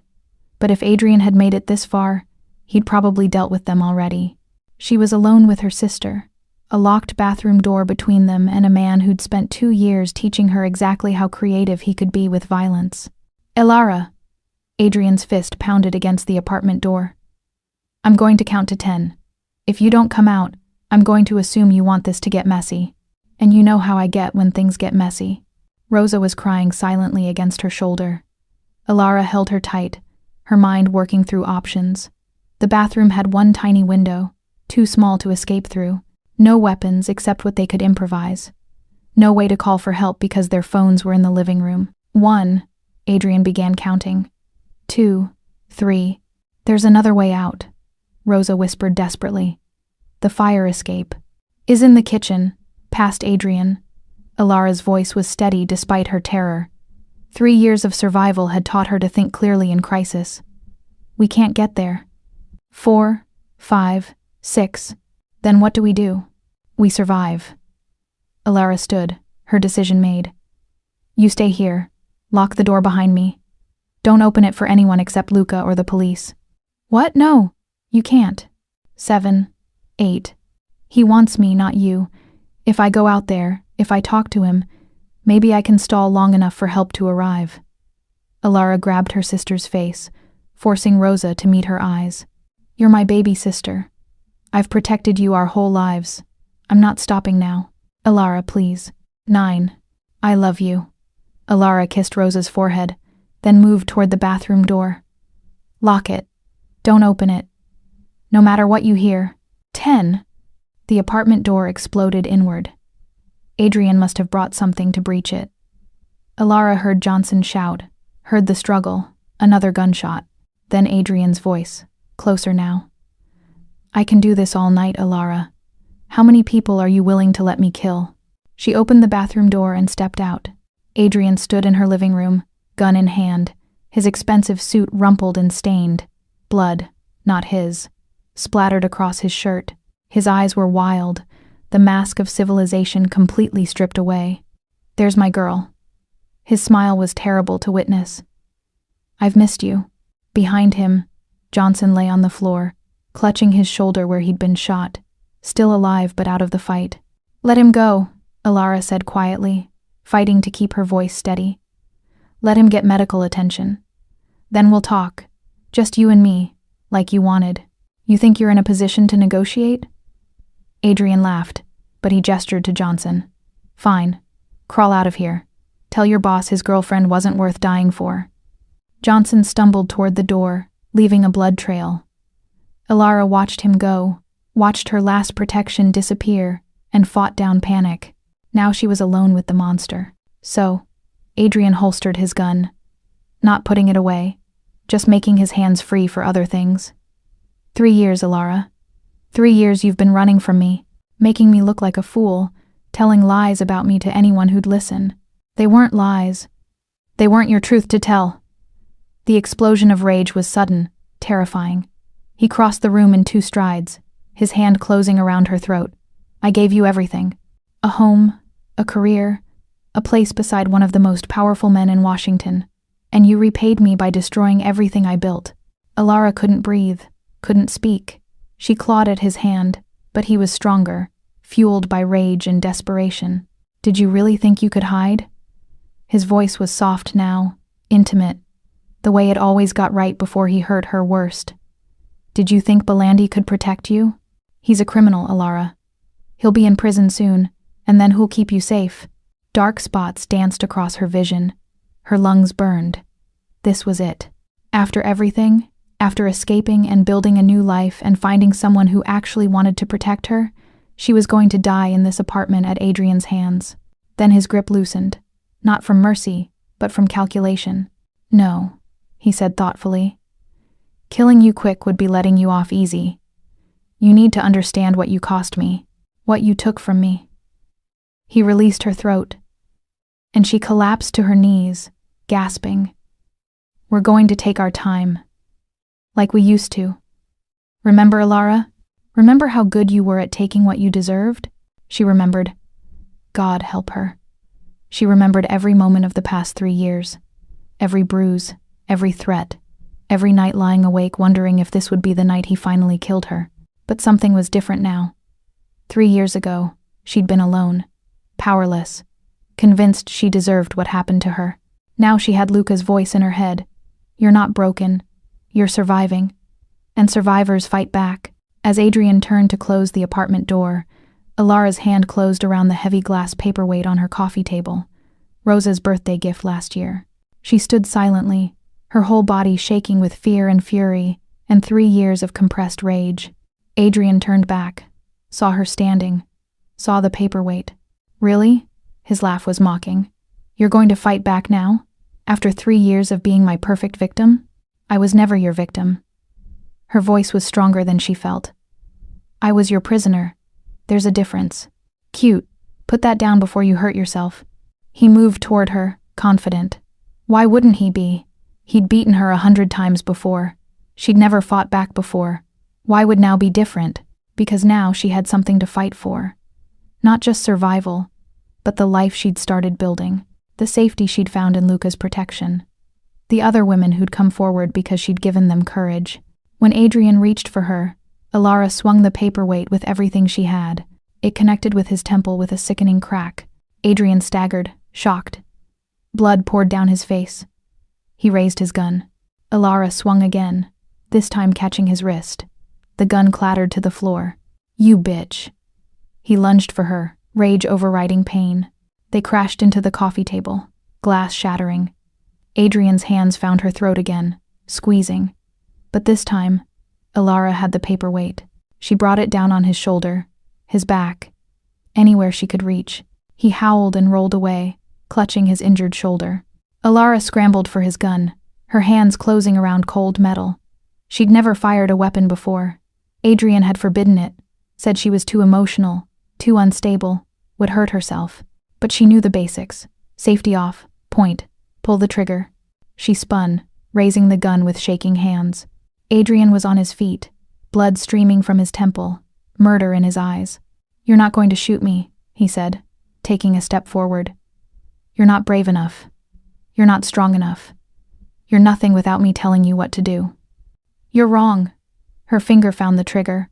"I'm everything you tried to destroy, and I survived you. That makes me stronger than you'll ever be." He lunged. She fired. The gunshot was deafening. Adrian jerked backward, clutching his thigh where the bullet had torn through muscle. He collapsed, screaming. Alara kept the gun trained on him, her whole body shaking violently. "Stay down. Don't move. Don't you dare move." "You shot me!" His voice was disbelieving, agonized. "You actually shot me. You killed Marcus. You shot Johnson. You broke into my home and tried to strangle me." Her voice was remarkably steady. "I shot you in the leg, Adrian. If I wanted you dead, I'd have aimed higher." The bathroom door burst open.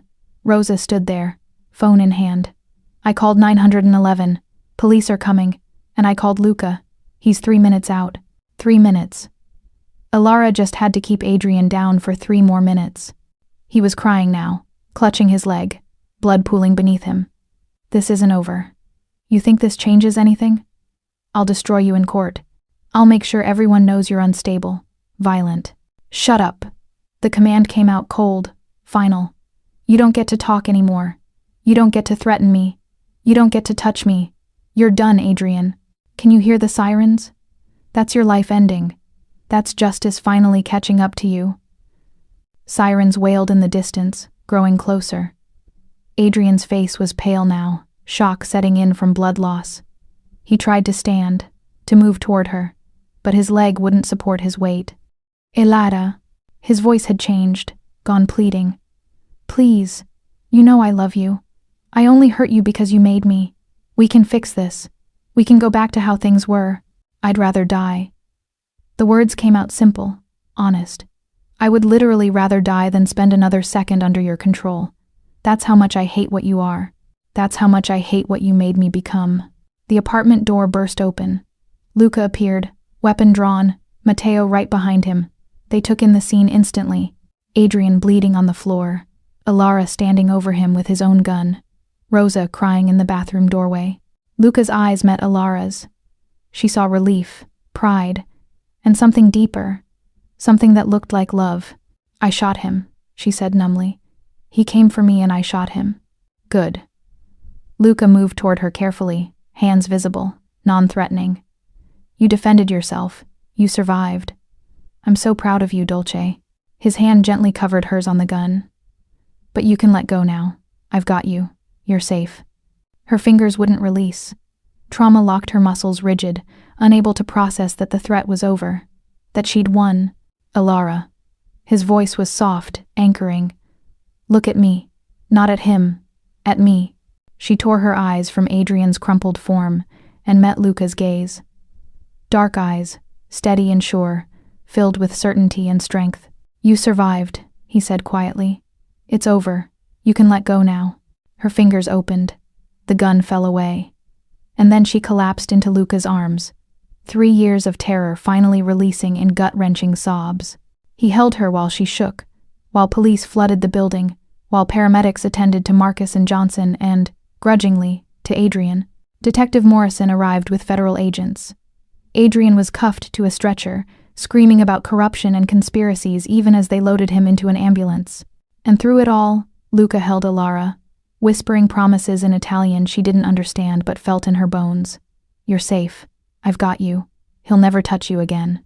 You're mine now, and I protect what's mine. When the chaos finally subsided, when Rosa had been checked by paramedics and given a sedative, when statements had been taken and evidence collected, Luca wrapped a blanket around Elara and carried her to his car. Where are we going? She asked, her voice hoarse from Adrian's hands on her throat. Somewhere safe, somewhere he can never find you.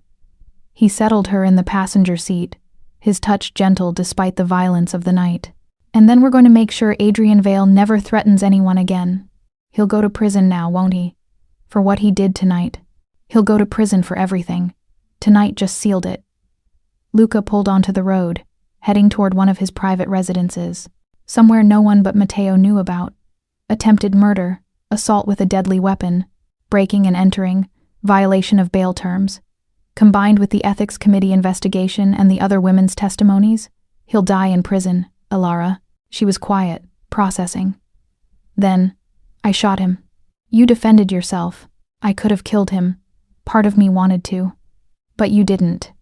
You showed restraint he never showed you. That makes you better than him. Stronger than him. Luca reached over, took her hand carefully. You survived him, Elara. Most women don't. You escaped, rebuilt your life, and when he came for you one last time, you fought back. That's not weakness. That's heroism. I don't feel like a hero. I feel like I'm gonna throw up. That's adrenaline and trauma. It'll pass. He squeezed her hand gently. But Elara, listen to me. What you did tonight. Standing up to him, protecting your sister, refusing to be a victim anymore. That's going to inspire every woman who suffered what you suffered. They're going to see that fighting back is possible, that survival is possible, that men like Adrian can be stopped. She leaned her head against the window, watching the city lights blur past. Is it really over? Yes. Adrian Vale's reign of terror ended the moment you pulled that trigger. His voice was certain, final. Now comes the hard part. Healing. Living. Learning to exist without fear. I don't know how to do that. Then I'll teach you. He pulled into the secured garage of a building she didn't recognize. One day at a time. One moment at a time. Until fear is just a memory and life is what you're living instead of enduring. He came around to her door, helped her out with infinite gentleness, led her through security doors and up to a penthouse apartment that overlooked the Potomac River. "This is yours," he said simply. "For as long as you need it. Rosa too, when she's ready. It's secure, private, registered under 3 shell companies Vale could never trace. You'll have guards, but they'll be invisible. You'll have freedom, but with protection." Alara looked around the space. Beautiful, modern, everything Adrian's townhouse had been, but without the shadows of violence staining every corner. "Why?" she asked quietly. "Why are you doing all this for me?" Luca was quiet for a long moment, studying her bruised throat, her tear-stained face, the strength that shone through trauma. "Because when I saw those bruises 3 weeks ago, something in me broke. Or maybe something that was already broken finally started healing." Luca moved closer, careful, giving her space to refuse.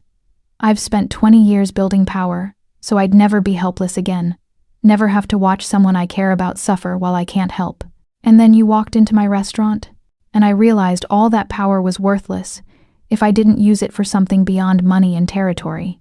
So I'm your redemption project?" Her voice was tired, but curious rather than accusing. "No." His answer was quiet, steady. "You're the woman who reminded me I'm still human enough to care. That's worth more than redemption." He touched her face gently, thumb brushing carefully around the fading bruises on her throat. "I'm not a good man, Alara, but I want to be good for you. Good to you. And if that's the closest I ever get to redemption, that's enough." She studied him. This dangerous man who'd destroyed a federal prosecutor to keep her safe, who'd risked his empire for the chance she might heal, who looked at her like she was precious despite knowing exactly how broken she felt. "I don't know how to trust this," she whispered. "How to trust you? Every instinct says powerful men hurt. That protection is just control with prettier words." "I know," Luca said. "And I'm not asking you to trust me completely. Not yet. I'm asking you to rest, to heal, to let yourself be safe long enough to remember what that feels like. And then, when you're ready, if you're ready, we'll figure out what this is between us. What if I'm never ready? What if I'm too damaged?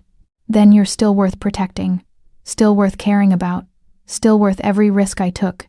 His smile was soft, sad, unguarded. "I don't need you to be perfect, Dolce. I just need you to be alive and free. Everything else is negotiable." The honesty disarmed her. She'd expected conditions, obligations, the transactional nature of Adrian's protection. Instead, Luca was offering something she'd never had. Unconditional safety. "Thank you," she said finally. "For everything. For believing me. For protecting Rosa. For stopping him." "You stopped him," Luca corrected gently. "I just made sure you had the space and support to do it. The courage was all yours."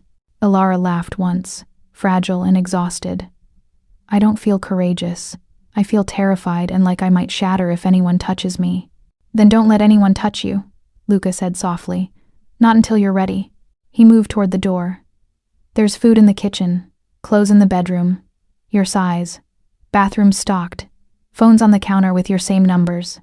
And, Alara," she looked up, meeting his eyes, "the door locks from the inside only. I don't have a key. No one does. You're not a prisoner here. You can leave whenever you want. But while you're here, you're absolutely safe. I promise you that." He left before she could answer, the door closing softly behind him. Alara stood alone in the beautiful apartment, processing everything. The attack, the fight, the shooting, Luca's rescue. This strange sanctuary offered without strings. She moved to the window, looking out over the river, watching the city lights shimmer across dark water. Somewhere out there, Adrian Vale was in a hospital bed under arrest. His career destroyed, his power gone. The man who had terrorized her for 3 years was finally caged, and she was free. The realization hit slowly, like dawn creeping over the horizon. Free. Not hiding, not running, not waiting for the next attack. Actually free. She pressed her hand to the glass, grounding herself in that truth. She was alive. Rosa was safe. Adrian was finished. And somewhere in this complicated, dangerous city, a criminal with a conscience had decided she was worth saving. Days later, Ilara sat by the same window overlooking the city, this time in jeans and a sweater, her hair loose around her shoulders. When she turned, Luca saw something he hadn't seen before. Peace. Tentative, fragile, but real. "Hi," she said softly. "Hi yourself, Dolce." He crossed the room and sat beside her, close but not crowding. "You look better." "I've been sleeping." "Actually sleeping, not just passing out from exhaustion." She smiled. Small, genuine. "It's strange. I keep waiting for the fear to come back, for Adrian to call or show up or—" She stopped. "But he can't anymore, can he?" "No," Luca said. "He's in federal detention, maximum security. He's not getting bail again. And even if he did—" His voice turned hard. "He knows what happens if he comes near you." "The city's going crazy," she said quietly. "Protests, investigations, politicians resigning. All because you decided I was worth saving." "You were always worth saving," Luca replied. The question was whether anyone would do it. He studied her profile against the window's reflection. "How do you feel?" "Really?" Ilara was quiet for a long moment. "Grateful. Guilty. Angry that it took someone like you to get justice when the system should have protected me years ago. Confused about—" She gestured between them. "This. Whatever this is. What do you want it to be?" "I don't know." She turned to face him fully. "You terrify me, Luca. The power you have. The violence you're capable of. I watched you orchestrate a man's destruction like it was chess. That should horrify me. But it doesn't." "But it doesn't," she admitted, tears welling. "Because he deserved it. Because you used that power to protect me instead of hurt me. Because for the first time in years, I feel like I can breathe. How do I reconcile that? How do I want someone who's everything Adrian pretended to be? Powerful, dangerous, in control. Except you're honest about it?" Luca reached out slowly, giving her every chance to pull away, and cupped her face. "Because intentions matter, Dolce. Vale used his power to break you. I used mine to free you. We might both live outside the law, but our reasons are opposite." His thumb brushed her cheek. "You're not broken for being drawn to strength. You're wise enough to see the difference between strength that protects and strength that destroys." "What happens now?" she whispered. "Adrian's going to prison. I'm safe. Do we just go back to how things were? Me serving coffee while you run your empire? Is that what you want?" "No." The word came fierce, surprising them both. "I don't want to hide anymore. I don't want to be invisible. I don't want to serve coffee and pretend I'm not." She stopped. "Not what?" "Not falling for the man who saved me." The confession hung between them, raw and honest.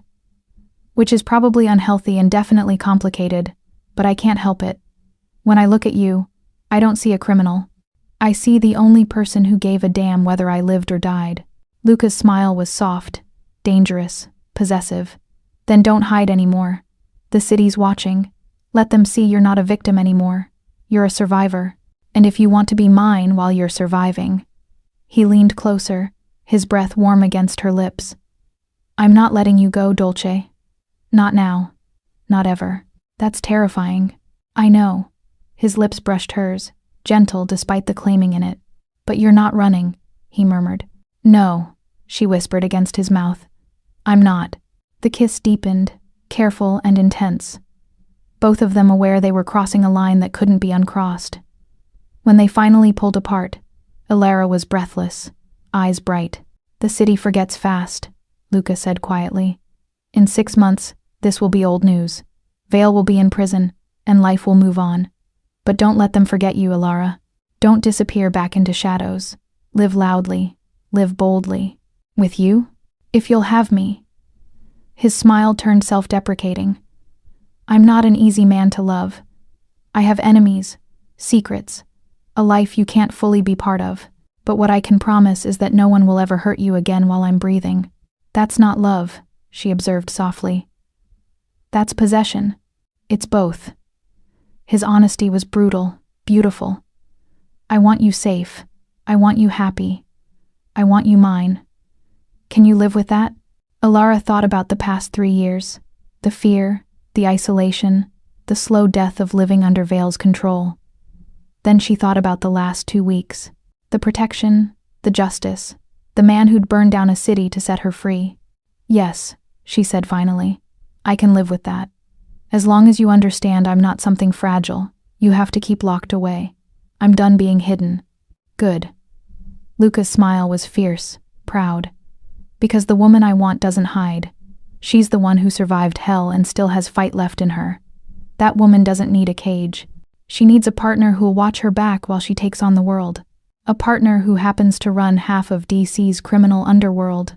Nobody's perfect. Dolce. Her laugh came easily this time. Real. Unforced. The first genuine one Luca had ever heard from her. It sounded like freedom.